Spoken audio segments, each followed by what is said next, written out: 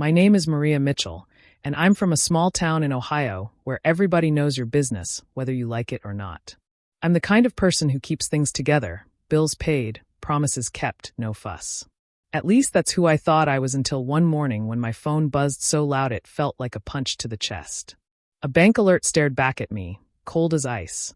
My account was overdrawn by $42,317.89. My savings, my safety net, my years of scraping by gone. I blinked at the screen, thinking it was a glitch, some cruel joke. But the numbers didn't budge. My parents had used my credit card to buy a car and a motorcycle, leaving me with $10 to my name. I laughed, not because it was funny, but because the card they swiped was the one I trusted them with for emergencies. Guess their emergency was a shiny new ride. I grew up in a house where chaos was the wallpaper. My dad lost his factory job when I was a kid and, instead of picking himself up, he turned to poker games and big talk about hitting it big. My mom, with her quick smile and quicker tears, could charm anyone into giving her a pass on late bills. By 16, I was working shifts at Rosie's Diner, sweeping floors and pouring coffee to keep the lights on after Dad's gambling debts ate our savings. I loved them, so I helped. I put myself through community college, got a job as a financial analyst, and became the responsible one. When Mom's credit tanked, I co-signed their mortgage. When my brother's truck broke down, I covered it. I thought that's what family did, carry each other. But that morning, staring at my empty account, I realized I wasn't carrying them. They were draining me. I didn't sleep after that alert. My hands shook as I dialed my dad, the phone cold against my ear. He answered on speaker, music blaring, my mom's laugh sharp in the background like they were at a party. "Dad, something's wrong," I said, my voice tight. "My accounts are maxed out. Did something happen?" There was a pause. Then his voice came through annoyed, like I was interrupting his day. "Maria, don't make a big deal. Your mom had doctor bills. Your brother needed his truck fixed. And the house payment was late. We handled it." I froze, my heart sinking. "Why didn't you ask me?" "I managed." He snorted. "Ask your family. You owe us." Then my mom's voice cut in, sharp and mocking. "What were you going to do with that money, Maria? Buy yourself a fancy birthday cake." My birthday. I'd forgotten it was that week. But they hadn't. They'd celebrated by emptying my account. I felt like I'd been slapped. "Don't call me again," I said, my voice steady despite the ache in my chest. I hung up, their laughter still ringing in my ears. That was the last gift they gave me. Not love, not an apology, but silence.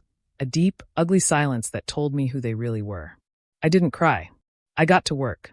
By noon, I was logged into every account I had, untangling myself from their mess. The mortgage in my name, because Mom's credit wouldn't qualify, canceled. My brother's truck, repossessed by the next day. I called the bank, marked the charges as unauthorized, and froze my credit. Every automatic payment, every shared plan, phone, Netflix, utilities, I cut them off. They thought I'd always be their safety net, the good daughter who'd fix everything. But that morning I decided I wasn't their daughter anymore. I was done being their ATM with a heartbeat. The next morning, my phone lit up like a Christmas tree. Missed calls, texts, voicemails, my parents, my brother, even my cousin Riley all piling in. Some messages were furious. "Maria, what's going on? The truck's gone." Others tried to play nice. "Honey, the bank says the mortgage isn't a fault. Just talk to us." I didn't answer. I was too busy cutting every cord they had tied around me for years. I changed every password, canceled the family phone plan I'd paid for since college, and shut off the streaming accounts they'd been using like I was their personal piggy bank. I even disconnected the gas bill. Mom's credit couldn't get it approved, so it was under my name. I wasn't cruel. I was just done paying for their choices. Growing up, I learned love meant sacrifice. At 16, I'd come home from the diner to find eviction notices taped to our door. Mom would cry. Dad would promise to fix it, but I was the one who paid the electric bill, so we wouldn't sit in the dark. I thought I was helping family, but they saw me as a resource. When I got my analyst job, they didn't celebrate my degree. They asked for loans that never got repaid. My brother, who'd rather tinker with his truck than hold a steady job, called me the bank like it was a joke. But that morning, with my account in the red, their joke wasn't funny anymore. It was theft. By afternoon, I'd called every company, every bank, every agency tying me to them. I removed myself as co-signer on Mom's student loans. She'd gone back to school but never finished, leaving me to cover the payments. I sent an email to my lawyer, cutting all shared responsibilities. Even the power of attorney they'd guilt me into signing. No fights, no yelling, just quiet, deliberate steps. I wasn't angry anymore. I was clear. They'd taken $42,000 without a second thought, and I was taking my life back in the same way. Later that day, my phone buzzed with a text from Riley. "Did you really shut off their gas? It's cold, Maria. They're freaking out." I stared at the message, my thumb hovering over the reply button. Riley was always the family gossip, caught between siding with my parents and sneaking me updates. I typed back, I didn't shut it off. I just stopped paying for it. She didn't respond, just those typing dots that faded to nothing. That silence felt heavier than their anger. But it didn't break me. I was building something new, a life where I wasn't the one holding their world together. Then they showed up at my apartment. I saw them through the peephole, Dad pacing, red-faced like he owned my porch, Mom in her favorite leopard print scarf, crying louder than the doorbell. "Maria!" Dad shouted when I opened the door. "You're ruining everything." Mom chimed in, her voice wobbly but sharp.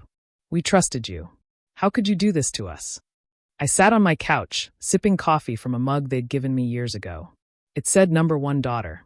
I almost laughed at the irony. They banged on the door for 10 minutes, yelling, begging, even threatening, but I didn't move. Their noise wasn't my problem anymore. Yelling doesn't mean love when it comes without respect. That night, I saw Mom's Facebook post. "The ones you love most cut the deepest." Her friends piled on in the comments, calling me entitled, saying I owed them for raising me. Owed them. I'd paid for their groceries, their vacations, their emergencies since I was a teenager. I'd planned Christmas dinners they took credit for, bought gifts they bragged about. But they never remembered my birthday unless it was to swipe my card. I didn't comment. I didn't need to. I was too busy building walls they couldn't climb, ones made of self-respect instead of their guilt. That week, I started therapy. My therapist asked, "When did you first feel responsible for your parents?" I didn't even have to think. "When I was 16, I said. Mom was sobbing over a shut-off notice, and I took my diner paycheck to keep the heat on. That was the moment I stopped being a kid and started being the adult they leaned on. I wasn't raised, I was raising them. Every bill I paid, every loan I gave, every crisis I fixed, I thought I was showing love. But they taught me love was a transaction, and I was always the one paying. The truth hit hard. I wasn't just their daughter. I was their safety net, their backup plan, their ATM with a pulse. They didn't see my late nights studying for my degree, my pride in buying my own car, or my dream of starting a consulting business. They saw a resource to tap.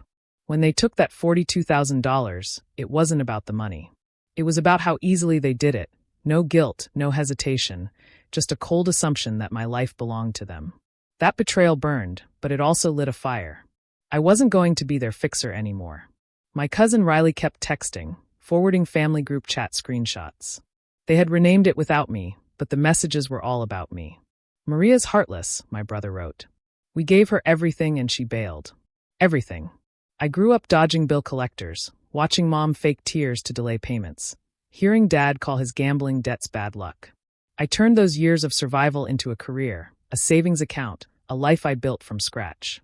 I shared it with them, not because I owed them, but because I believed in family. But family isn't a blank check you cash behind someone's back. I replied to Riley once, "If you keep breaking someone, don't be shocked when they stop showing up." Then I blocked the thread. The guilt tried to creep in, whispering that I was too harsh, that family sticks together. But I shut it down. Guilt was their weapon, not my truth. I posted a short message to my online friends. Boundaries aren't mean. They just make the silence easier to live with. The responses flooded in from people I knew and strangers alike. "I've been you," one wrote. "Thank you for saying what I couldn't." Their words wrapped around me like a warm blanket, reminding me I wasn't alone. One rainy evening, I got a voicemail from Mom. "Maria, your dad fell and broke his leg. We're at the county hospital. No insurance. They won't do surgery unless we pay. Please call back. This is family." Her voice sounded like she always used when she wanted something soft, urgent, pulling at old guilt. I stared at my phone, stomach twisting. I could pay. But then I opened a folder I'd labeled truth. Screenshots of all the times they'd used my money, emails begging favors, a birthday dinner charged to my card without asking. Their emergency wasn't mine anymore. It was just another way to hook me. I texted Riley.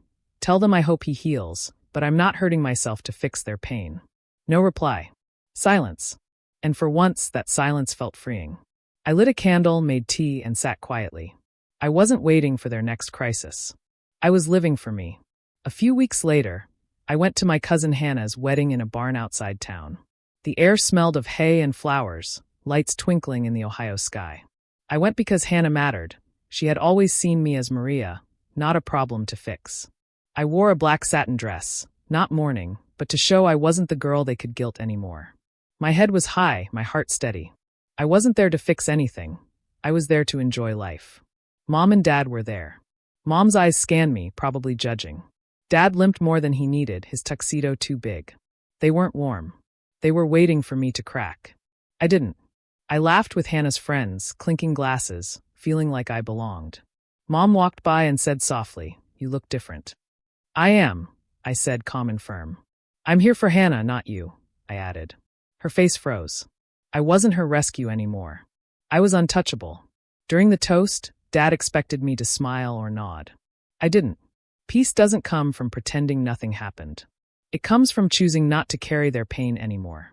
That night, I danced, sang, and laughed with friends. My joy was my quiet rebellion. I left the wedding without saying goodbye. Later, I turned off the last autopay from my past, a utility bill I'd covered for years. I wasn't just closing accounts. I was closing a chapter. It's been a year since my parents stole $42,000, since that bank alert broke my trust, since I stopped answering their calls and started listening to myself. The guilt used to hit like a siren. Now it's barely a hum. I gave them my love, my savings, my years. They treated it like an endless card. That card's closed. I've built something new, a consulting business helping small businesses turn chaos into clarity. My apartment is mine. My friends don't guilt me. They laugh, share coffee, and show up. On my next birthday, instead of fake apologies, Hannah knocked at my door with a cake. "You were never the problem," she said. "You were just the first to break free." We lit the candles, not for wishes, but to breathe. Healing isn't loud. It's choosing not to open the door when guilt knocks, dressed as love. Mom still posts vague Facebook rants. Dad still plays the victim. But their voices don't echo in my life anymore. Riley sends screenshots sometimes. I don't reply. I don't need to. My walls of self-respect are strong. I belong to me now, fully, finally, freely. To everyone who's walked with me through this story. Thank you. You've seen my fights, my heartbreak, my stand. If this hit you where it hurts, if you've ever felt used or had to build your own walls, hit that subscribe button and join us. Every story we share is a piece of someone's truth about breaking free, standing tall, and choosing yourself. Keep building your life brick by brick, and I'll meet you where the light shines brightest.